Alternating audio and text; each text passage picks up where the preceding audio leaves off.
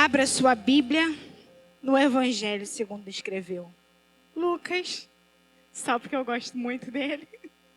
Gosto tanto que o meu caçula se chama Lucas.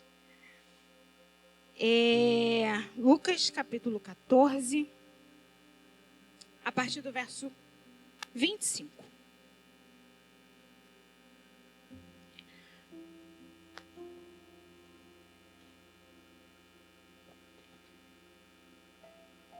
Todos encontraram? Teria como alguém desligar aquele ventilador ali, por favor? Eu desligo. Obrigada. Que vai abanando aqui as folhas, atrapalha um pouquinho. Lucas capítulo 14, a partir do verso 25, diz assim: Certa vez ia com ele grande multidão.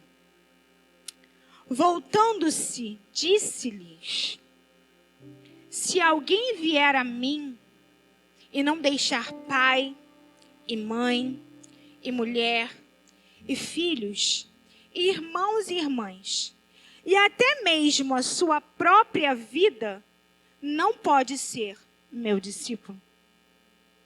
Qualquer que não tomar a sua cruz e não vier após mim, não pode ser meu discípulo. Se algum de vós está querendo construir uma torre, não se assenta primeiro a fazer as contas dos gastos para ver se tem com o que a acabar? Para que não aconteça que depois de haver colocado os alicerces e não o podendo acabar, todos os que vinham comecem a zombar dele, dizendo: Este homem começou a construir e não pôde acabar. Ou qual é o rei que, indo para combater outro rei, não se assenta primeiro para calcular se com 10.000 pode enfrentar ao que vem contra ele, ou com 20.000? Se pode enfrentar com 10.000 aquele que vem contra ele, tendo 20.000. Se não puder enfrentá-lo, estando o outro ainda longe, manda embaixadores e propõe-lhe acordo de paz. Da mesma forma, qualquer de vós que não renunciar a tudo o que tem, pode ser meu discípulo. Não pode ser meu discípulo. Bom é o sal, mas se tornar-se insípido, como recuperar-lhe o sabor? Nem presta para a terra, nem para o adubo. É jogado fora. Quem tem ouvidos para ouvir, ouça. Amém? Pai, eis aqui a palavra que está no meu coração. Eis aqui, Senhor Deus, a palavra que o teu filho proclamou enquanto esteve na terra. Pai, eis aqui a minha vida, eu sou totalmente dependente do teu Espírito. Eu sou totalmente dependente daquilo que o Senhor tem para fazer na noite desse dia. E a minha oração é: usa-me como instrumento afiado e afinado nas tuas mãos. Que de dentro de mim, ó Pai querido, venha ecoar o som do teu Espírito. Que de dentro do meu ser venha ecoar palavras vindas do teu Espírito. Usa-me como um canal do teu fluir. Que a tua palavra, Senhor Deus, nos lave nessa noite. Que a tua palavra nos limpe nessa noite. Que a tua palavra nos instrua. Que a tua palavra nos confronte. Que a tua palavra nos conforte. Que a tua palavra realize tudo aquilo que ela, Senhor Deus, veio para fazer na noite desse dia. Porque bem sabemos que a tua palavra, ela não volta vazia. Antes, ela cumpre o teu propósito. Pai, assim como na minha vida um dia, o Senhor cumpriu o propósito ao ouvir a tua palavra. Que nessa noite, vidas decidam por ti. através da tua palavra ministrada pela minha vida, Pai. Em nome de Jesus. Aleluia. Glória a Deus. Nós estamos em uma conferência. Hoje é o segundo dia. E essa conferência, ela tem por título Gerando Discípulos. E se eu puder dar um tema para essa mensagem que o Senhor colocou no meu coração, esse tema seria: para ser discípulo de Jesus, há um cálculo a ser feito. E a conta é mais dele e menos de mim. E a conta é mais de ti e menos de mim. A conta sempre será que diminua eu e ele cresça. Que eu desapareça e ele apareça. Que eu me esconda e ele se revele através da minha vida. Então esse é o tema da mensagem que o Senhor colocou no meu coração para a noite desse dia. O texto que nós lemos, Lucas, ele está contando uma parte da história enquanto Jesus caminhava sobre a terra. E quando chega esse tempo, já é Jesus caminhando em direção a Jerusalém. Jesus já vai caminhando para os últimos dias dele na terra como humano. Jesus, ele já vai caminhando por seus últimos dias antes da sua crucificação. Para os últimos dias antes dele ser preso, açoitado e morto na cruz. Jesus está nos seus últimos dias com os seus discípulos. E ele vai caminhando em direção a Jerusalém. Ele vai caminhando em direção ao cumprimento do propósito do Pai sobre a sua vida. E Lucas, ele vai relatar que enquanto Jesus caminha em direção ao seu propósito, em direção à sua cruz, uma multidão o seguia. Uma multidão ia atrás dele, uma multidão de curiosos, uma multidão de pessoas que tinham no seu coração a esperança de que Jesus iria livrá-los do Império Romano. Mas Jesus não caminha para o trono de Roma. Jesus caminha para uma cruz que o elevaria aos céus para ter um nome que está acima de todo o nome. Era para esse lugar que Jesus caminhava. E Jesus, como Filho de Deus, nunca esteve interessado em uma multidão de seguidores. Jesus, em todo o tempo que esteve na terra, cumpriu o seu ministério e nunca esteve interessado em uma multidão de curiosos, em uma multidão de pessoas que estavam andando atrás dele apenas como consumidores do seu evangelho. Nunca foi isso que Jesus buscou enquanto esteve aqui na terra, e não é isso que Jesus busca hoje. E por não estar interessado em uma multidão que o segue apenas para consumir aquilo que ele pode entregar, por não estar interessado em uma multidão que o segue porque precisa de um milagre, em uma multidão que o segue porque precisa de uma porta de emprego, em uma multidão que o segue porque precisa de uma restauração no seu casamento, em uma multidão que o segue porque precisa de algo que é perecível nessa terra. Jesus está interessado e busca até o dia de hoje discípulos que gerem discípulos.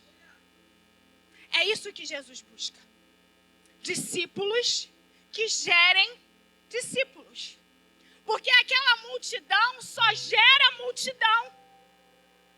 Aquela multidão só gera aquela multidão de pessoas com consumista só gera outras pessoas para o consumirem. A palavra do Senhor, ela diz, lá em Mateus, no capítulo 14, se eu não me engano, que Jesus, ele havia recebido a notícia de que João Batista morreu. E ao receber essa notícia, Jesus, ele vai para um lugar deserto para cuidar da sua dor juntamente com os seus discípulos. Mas a palavra de Deus, ela também diz que sabendo uma grande multidão, sai das cidades e vai para o deserto atrás de Jesus. E Jesus, por compaixão, os cura de todas as suas enfermidades. Ou seja, multidão só gera multidão. Quem quer consumir o evangelho só vai gerar pessoas que querem consumir o evangelho. Multidão que só quer se beneficiar daquilo que o evangelho pode proporcionar, só vai gerar pessoas com o mesmo objetivo que elas. Mas Jesus não está interessado nesse tipo de pessoas. E Jesus, ele olha para aquela multidão. E Jesus já acostumado e interessado em pessoas que querem crescer, não é, Larissa? Em pessoas que querem se desenvolver. E eu estava falando com a Larissa antes de começar o culto, quando Deus olha para nós e nos vê disponível ao crescimento, ele investe em nós.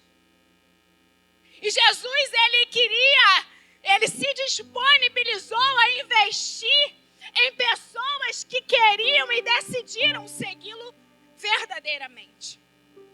E Jesus, ele já estava acostumado com aquela multidão e ele não tinha problema em falar palavras duras para uma multidão, porque elas iam deixar de me seguir. Eu não vou falar dessa forma não, porque senão eu vou perder tantos mil seguidores. Eu não vou falar dessa forma não, porque se eu falar, no final eu só vou ter 12 ao meu lado. Não, Jesus estava interessado nos 12, porque ele sabia que ao investir nos 12, os 12 seriam capazes de gerar outros 12. É nisso que Jesus está interessado. E aí Jesus olha para aquela multidão. E aí ele começa a dizer. É como se Jesus olhasse, eu acredito que você pode imaginar, uma grande multidão seguindo Jesus. Jesus fala assim: estou indo para a cruz.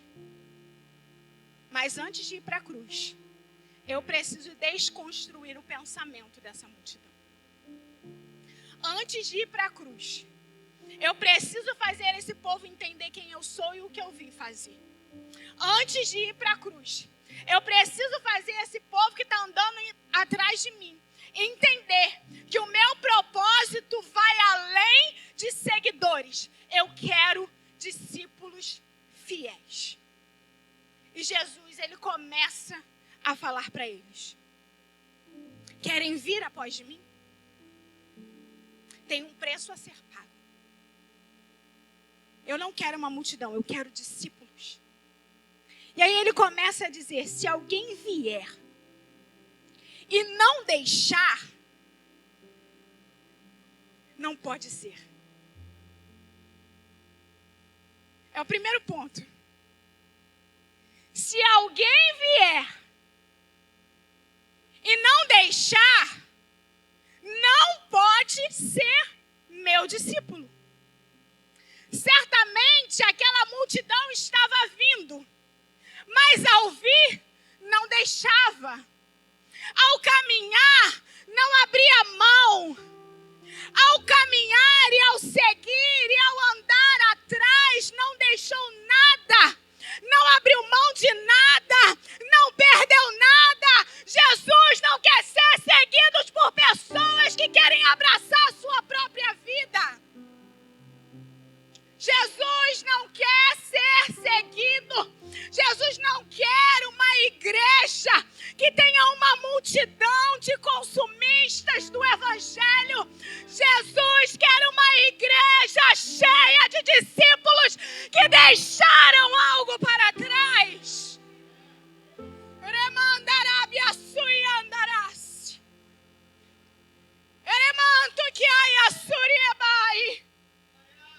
É isso que ele veio buscar nesses 7 dias.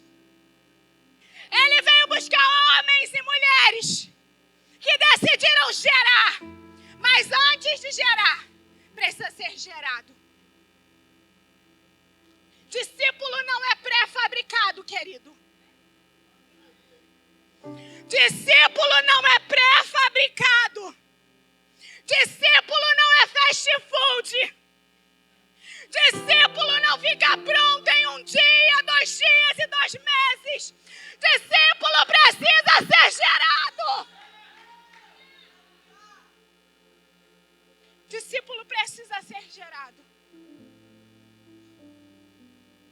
E só gera discípulo quem foi gerado.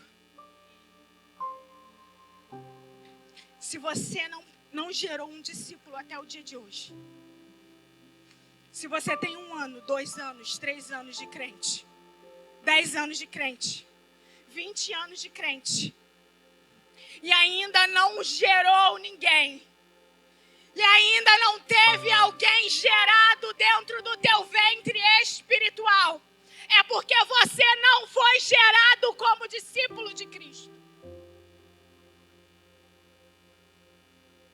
Jesus, ele começa a dizer para aquela multidão: é preciso deixar.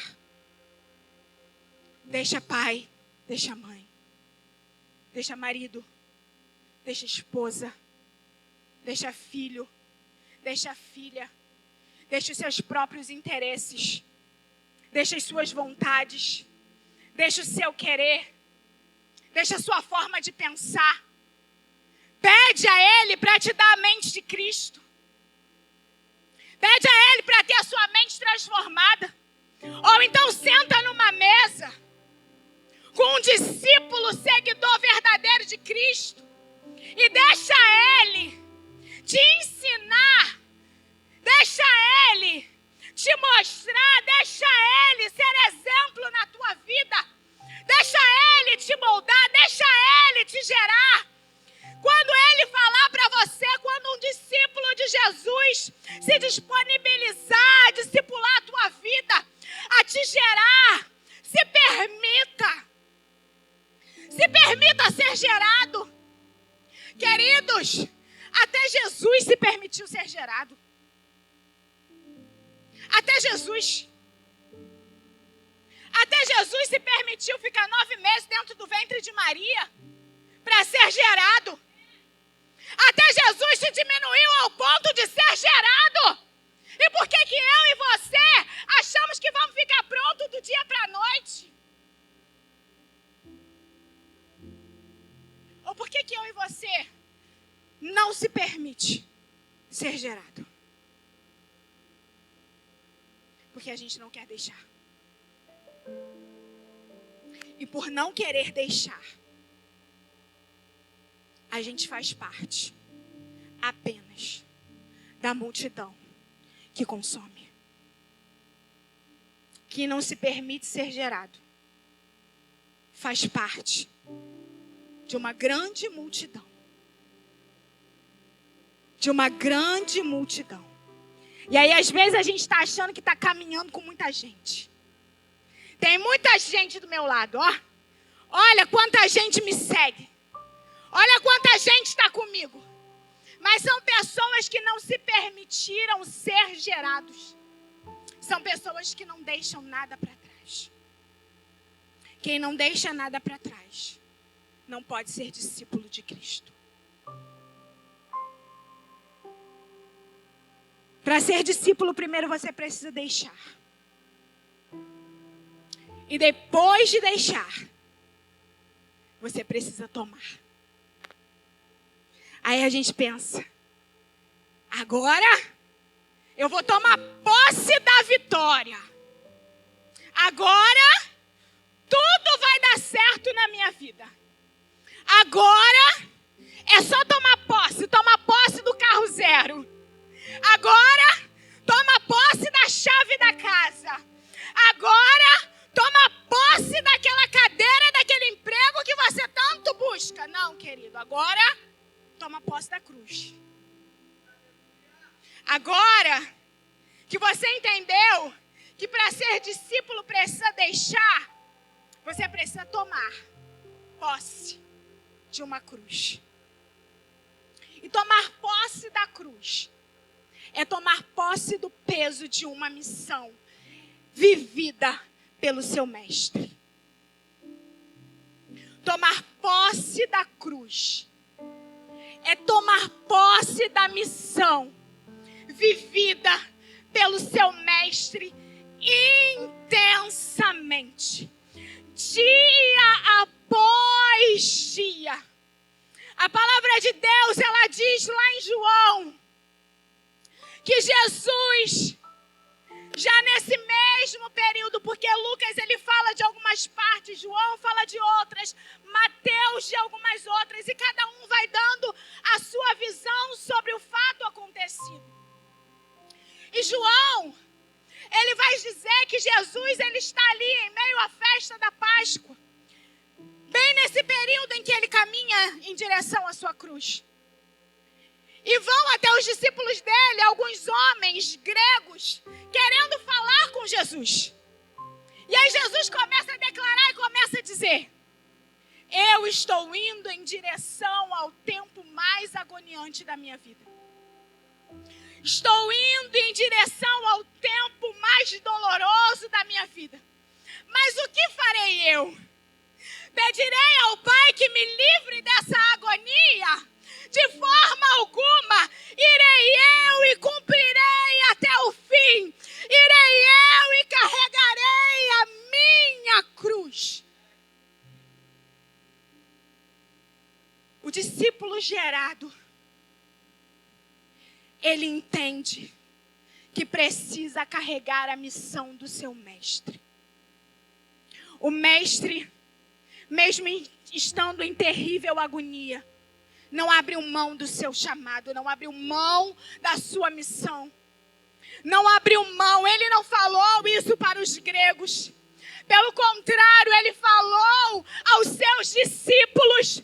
Jesus poderia deixar naquele momento, porque alguém estava chamando ele. Tem pessoas de outra nacionalidade querendo falar comigo. Olha, o meu nome vai ser conhecido lá através dele. O meu nome vai chegar lá na Grécia através desses gregos que vieram aqui me procurar. Mas não, ele entendeu. São apenas homens e mulheres querendo consumir de mim. Mas eu preciso ensinar os meus discípulos. Eu preciso gerar neles o entendimento de que existe uma missão. Eu preciso gerar neles o entendimento de que há algo mais importante a ser feito nesse tempo. Eu preciso gerar neles, nos meus discípulos, o entendimento de quando uma multidão consumista vier até ele, tentando arrancar algo dos meus discípulos, eles não deixem para trás o propósito que está sendo gerado, mas invista nos seus discípulos. Invista nos seus discípulos. Invista nos seus. O discípulo gerado precisa entender que a sua missão está acima de tudo que ele ama ou tem por importante. Jesus estava ensinando isso. E se você é um discípulo, você já aprendeu. E agora é tempo de gerar. É tempo de ensinar. É tempo de se assentar à mesa. É tempo de se esvaziar por completo. É tempo de se doar por vidas. Jesus dedicou os últimos anos da sua vida sabendo que ia passar pela cruz a 12 homens que carregariam a sua missão após a sua ascensão. Jesus não teve problema em investir em 12. Lembrem-se, prestem atenção que eu estou falando em 12. Eu não estou falando em 11. Porque Jesus também investiu naquele que deu errado. Jesus também investiu naquele que não quis ser transformado. Jesus também investiu. Sabe por quê, querido? Porque a decisão não é do discipulador. A decisão é do discípulo. A decisão não é do discipulador. Eu não vou investir porque não vai dar certo. Pelo contrário, o verdadeiro discipulador, ele dá a sua vida. Ele entrega a sua vida por aqueles que o céu decidiu investir. Entregue a sua vida. Não queira saber se vai dar certo ou se vai dar errado. Não depende de você. Não depende de você. Depende do Espírito de Deus e da decisão própria do discípulo. Jesus investiu tanto em Judas que até o último momento colocou Judas do seu lado. Até no último momento colocou Judas em lugar de honra na mesa. Até o último momento, antes de Judas sair para trair, Judas não estava assentado lá no último lugar da fila. Judas não estava assentado na última cadeira. Jesus não disse para ele: Judas, deixa Pedro do meu lado. Deixa João aqui. Deixa Mateus aqui perto de mim. Traz Felipe para o meu lado. Não, traz André para cá. Traz André, porque André já está acostumado a ser discípulo. André já era discípulo de João Batista, então vai ser mais fácil lidar com ele. Não. Jesus pega Judas. Antes de trair, coloca ele do seu lado. Com a intenção de até no último momento ter a vida de Judas transformada. Porque o verdadeiro discipulador, ele investe. Ele investe até o último segundo. Ele se disponibiliza até o último segundo. Ele se doa até o último segundo. Ele dá chance até o último segundo. E foi isso que Jesus fez com Judas. E quando Jesus entendeu que era chegada a hora, ele disse para Judas: vai lá, faz o que você tem para fazer. Vai lá, cumpre o teu propósito. Porque até a traição de Judas era propósito. Até a traição de Judas fazia parte do cumprimento do propósito de Jesus na terra. Os Judas também fazem parte do nosso propósito, queridos. Os discípulos que não dão certo também fazem parte da nossa história. Vamos parar de contar apenas os momentos que deram certo. Vamos parar como discipuladores, como homens e mulheres que fomos gerados como discípulos de Cristo.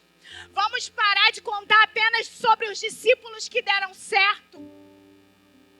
Lá em Atos, Lucas vai falar sobre Ananias e Safira, discípulos que não deram certo.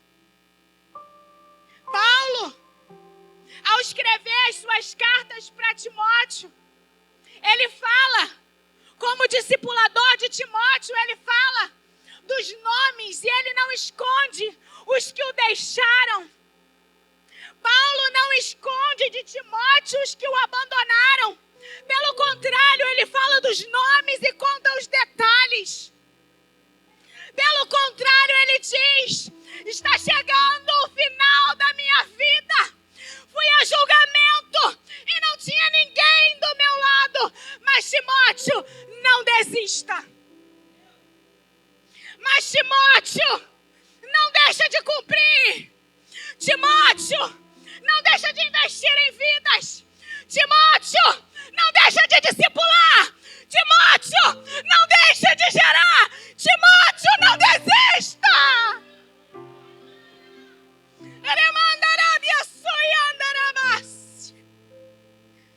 Timóteo, eu não desisti de você. Não desisti de Marcos. Não desisti de tantos outros. Os que foram por decisão própria. Foram porque decidiram ir. Mas eu não deixei de investir. Não desista de gerar discípulo. Se você é um discípulo gerado, não desista de gerar. Não aborte propósitos. Não feche o seu ventre. Não feche o seu coração. Não desista da missão por causa do abandono de alguns. Não desista da sua missão. Um discípulo gerado por um discípulo de Cristo, ele não desiste no meio do caminho. Um discípulo gerado, ele investe em vidas. Se você é um discípulo gerado, invista em outros. Se você é um discípulo que deixou algo para trás, se você é um discípulo que deixa, se você é um discípulo que carrega a sua cruz, se você não é apenas um discípulo, se você apenas não faz parte de uma multidão que consome, mas faz parte de um discipulado que compartilha, de um discipulado que ama, de um discipulado que serve, não desista de vidas e pessoas. Não desista. Não desista. Porque aqueles que desistiram se tornaram aqueles que não calcularam a sua rota. Aqueles que não entenderam que para ser discípulo, o discipulado, ele se inicia com menos de mim e mais dele. Aquele que não entendeu isso, se tornou um sal que não tem sabor. Se tornou como sal que perdeu a sua essência. Se tornou como sal que não tem validade alguma. Se tornou como sal que não conserva. Se tornou como um sal que não tem sabor. Se tornou como alguém que só vai ser lançado fora no último dia. Porque apenas seguiu, mas não compartilhou. Seguiu, mas não gerou. Seguiu, mas não discipulou. Seguiu, mas não carregou a cruz. Em que lugar você se encontra nessa noite? Em que lugar você se encontra? Você faz parte da multidão que segue? Ou você faz parte dos que foram gerados? Dos que estão gerando? Ou dos que vão gerar? Quem é você nessa noite? Aonde você está nessa noite? Aonde você está? Quando desprezamos a demanda do sofrimento que nos pede o discipulado, forjamos uma cruz para nós mesmos.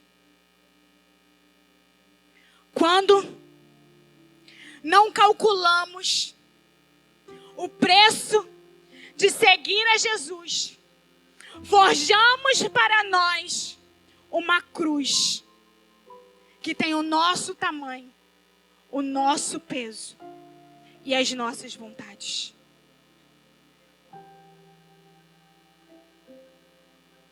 Uma cruz que tem as medidas do nosso jeito. Medidas. Esse trecho que eu estou lendo é o trecho de um livro que fala o custo do discipulado. Quando desprezamos a demanda do sofrimento inerente ao discipulado, forjamos uma cruz para nós mesmos. Uma cruz que não seja do nosso jeito, mas as medidas que julgamos aceitáveis. Medidas que não nos custem nada e que, de preferência, não ofendam a ninguém.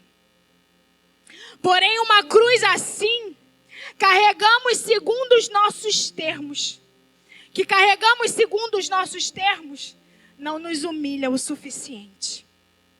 A cruz que devemos carregar é aquela segundo os termos de Jesus. E por causa de Jesus, somente ela nos humilha o suficiente.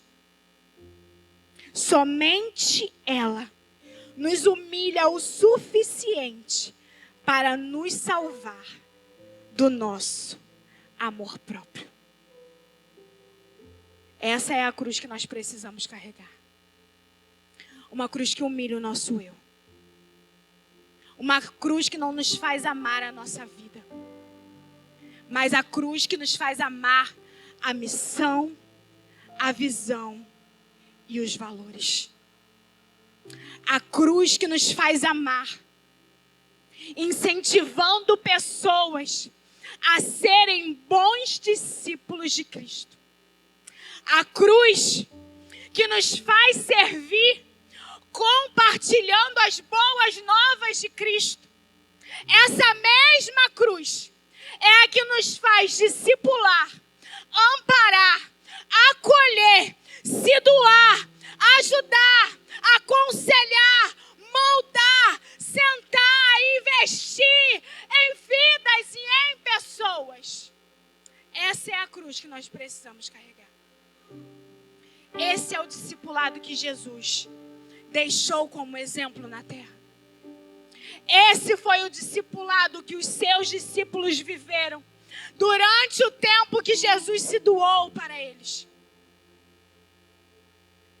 E por viver esse tipo de discipulado, eles puderam iniciar uma igreja saudável. Uma igreja saudável, ela não é composta por uma multidão de seguidores, mas sim por discípulos gerados. Por discípulos gerados. Por discípulos acolhidos. Por discípulos transformados. Essa é a igreja que Jesus deixou preparada na terra. Jesus subiu aos céus. O ministério de louvor pode subir. Jesus cumpriu a sua missão. Jesus cumpriu o seu discipulado. E Jesus deixou uma ordem. Mas antes de deixar essa ordem, antes de ir para a cruz, Jesus fez uma oração. Jesus fez uma oração. E a sua oração não foi para que ele fosse livrado da cruz. Mas a sua oração foi pelos seus discípulos. E ele dizia: eu rogo por eles. Não rogo pelo mundo, mas por aqueles que me deste, pois são teus. Tudo que tenho é teu e tudo que tens é meu, e neles sou glorificado. Lá no verso 23, ou melhor, no 22 ele diz: eu lhes dei a glória que tu me deste, para que sejam um, como nós somos um. Eu neles e tu em mim, para que sejam perfeitos em unidade. Discípulo anda em unidade. Com Cristo e com seu irmão. Discípulo gerado anda em unidade. Discípulo gerado não é maior do que o seu irmão. Discípulo gerado entende que o seu irmão é maior do que ele. Discípulo gerado entende que precisa ser humilde o suficiente para se deixar ter os seus pés lavados. Discípulo gerado Entende que depende totalmente do seu mestre. Discípulo gerado procura cumprir até o último minuto a missão que lhe foi entregue. Discípulo gerado permanece em unidade até receber a promessa. Discípulo gerado se reúne em uma casa, em uma sala de oração, para buscar pela promessa do Espírito Santo de Deus. Discípulo gerado não sai por aí fazendo o que o seu mestre não mandou no tempo que ele não determinou. Discípulo gerado entende, permaneça em um lugar específico, até que não são as demandas da terra que faz o discípulo se manifestar. Meu Deus, não são as demandas da terra que fazem um discípulo se manifestar, mas as demandas do céu. Jesus disse: ficai em Jerusalém, até que do alto sejais revestidos do Espírito Santo. Discípulo só se manifesta quando a demanda do céu desce. Discípulo só se manifesta quando o Espírito lhe dá poder. Ele manda